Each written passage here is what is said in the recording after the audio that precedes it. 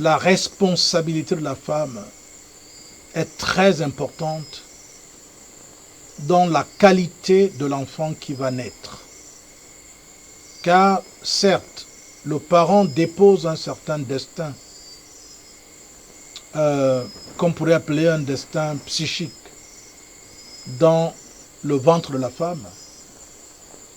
Mais la femme, à travers son ovule, a une très grande responsabilité pour que l'enfant soit intelligent et sage. L'enfant doit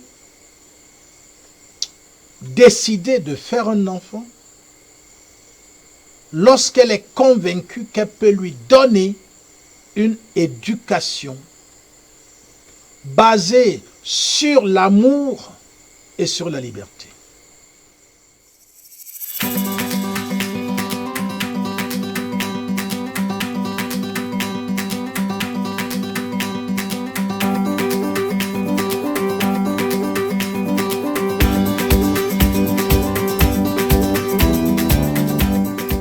Vous comprenez aussi que vous pouvez, en étant adulte, faire une première démarche, chercher à devenir un enfant, et ensuite, vous pouvez donc être intelligent et sage en suivant une formation et une transformation qui peut vous amener à intégrer les éléments qui permettent de construire en vous l'intelligence et la sagesse.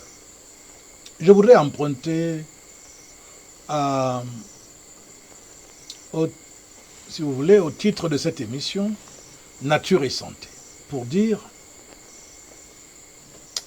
il n'est pas possible d'être ni intelligent ni sage si on ne retourne pas dans un état de santé parfait. État de santé parfait qui lui-même découle de la vie naturelle. Nature et santé. Alors, donc, c'est pas seulement les enfants qui doivent devenir sages et intelligents, même si, et c'est par là que d'ailleurs nous allons commencer, même si la responsabilité de la femme est ici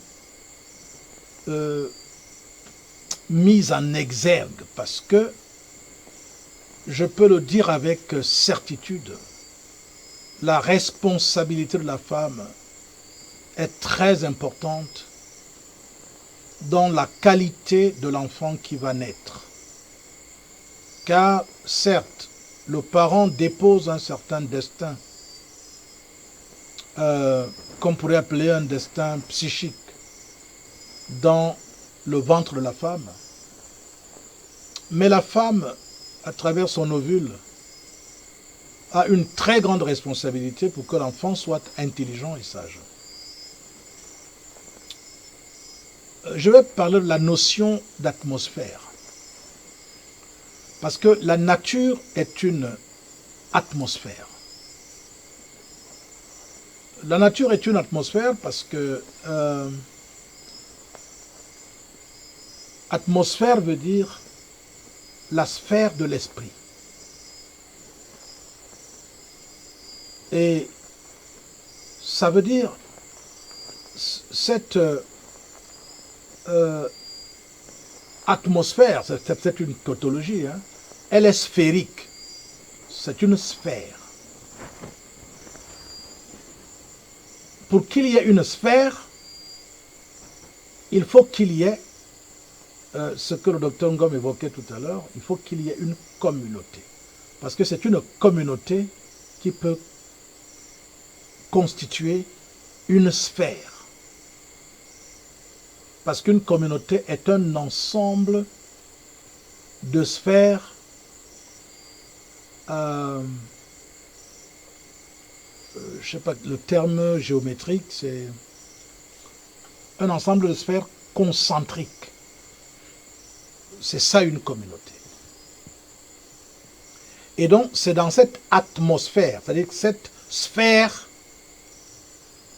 divine qui est créée et qui est donc la nature. il n'y a que elle, parce que la nature elle-même, elle est intelligente. La nature, elle est ouverte et reçoit en permanence la sagesse. C'est d'ailleurs ce qui fait que toutes les combinaisons qui se déroulent, qui se mettent en place par l'intelligence supérieure, l'intelligence d'un enfant ou d'un homme qui a accepté de devenir un enfant ne peut pas se déployer si ce n'est pas l'intelligence supérieure, l'intelligence elle-même qui construit, élabore et édifie cet homme, cette entité. Il faut donc se mettre en résonance avec l'intelligence suprême,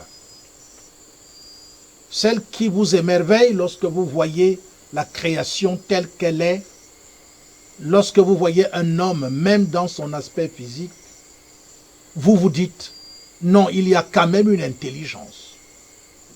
Regardez comment les hommes se démènent, par exemple, en passant par le robotisme ou la robotisation, pour fabriquer des hommes. Et robotisation figurée comme au sens propre. Robotisation dans le sens qui a été évoqué par nos éminents médecins, et robotisation aussi dans le sens de faire en sorte que l'homme devienne un être mécanique qui ne fait que, dans sa passivité, être vécu et qui ne vit en réalité pas. Parce que l'intelligence vit. La nature est vivante. Donc celui qui veut devenir intelligent, ou la femme, pour revenir à ce qui nous préoccupe davantage, pour que la femme puisse produire des enfants intelligents, elle doit créer une atmosphère. Et vous avez évoqué un élément très important, le docteur Ngom tout à l'heure, l'élément amour. Lorsque l'atmosphère est créée par la femme, qui donne, même avant la conception de l'enfant, qui aime cet enfant même avant sa conception. C'est-à-dire que cette femme qui va vouloir amener à l'existence une progéniture, parce qu'elle se dit prête à lui donner l'éducation qui peut faire de cet enfant un être particulier, donc intelligent et sage, c'est par là que tout commence.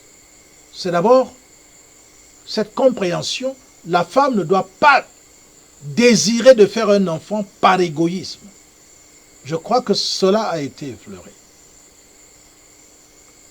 L'enfant doit décider de faire un enfant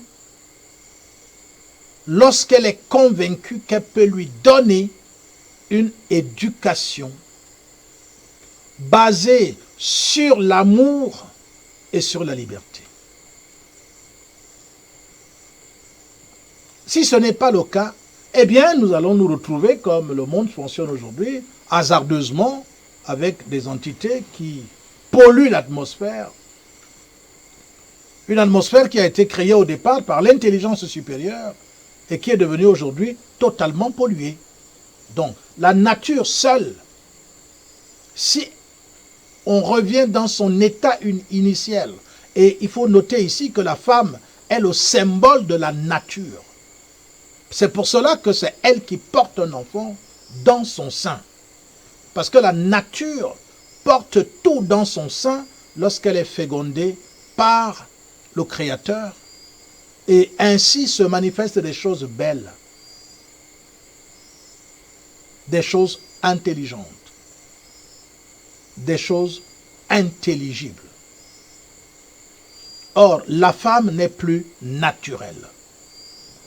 Et une femme qui n'est plus naturelle ne peut pas faire venir à l'existence des entités intelligentes et sages.